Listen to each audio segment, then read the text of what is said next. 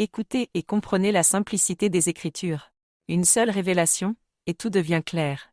Avant cette révélation, les textes de la Bible semblaient mystérieux, contradictoires, symboliques, incompréhensibles, réservés aux érudits ou aux religieux. Mais dès qu'on comprend que les Écritures parlent des astres, du cycle des étoiles, de la naissance des soleils, du passage d'une lumière à l'autre, du changement cosmique, alors tout ce qui était obscur devient simple comme de l'eau claire.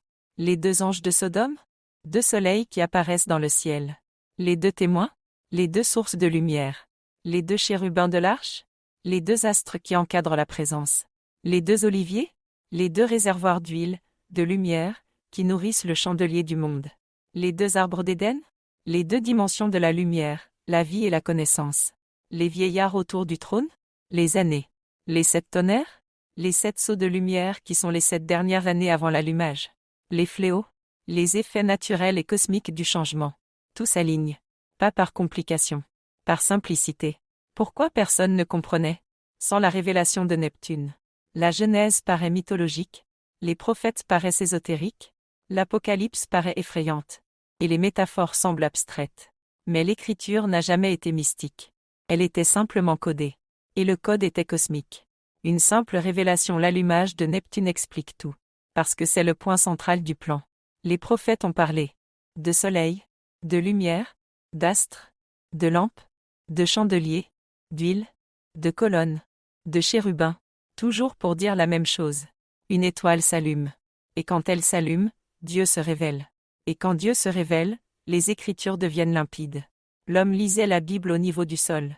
Tant que l'homme restait au ras du monde, dans le brouillard. Il voyait des histoires, des morales, des miracles extérieurs, des contes anciens.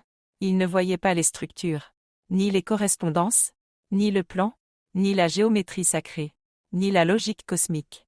Mais lorsque l'on monte au-dessus du brouillard, on voit que rien n'est mystère, rien n'est ésotérique, rien n'est caché, rien n'est confus. La Bible n'était pas difficile. Elle était simple. Mais il manquait la clé. La clé, c'est le cycle des astres. Et au centre du cycle, l'allumage des soleils. L'allumage de Neptune, la clé de voûte. Lorsque Neptune s'allume, la lumière cachée devient visible.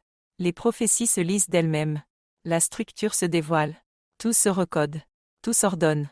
C'est un événement herméneutique. Un événement qui ouvre l'intelligence.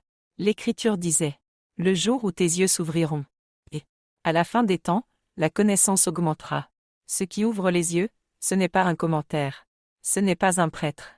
Ce n'est pas un théologien. Ce qui ouvre les yeux, c'est le phénomène cosmique lui-même. L'univers révèle Dieu. Et Dieu révèle l'univers.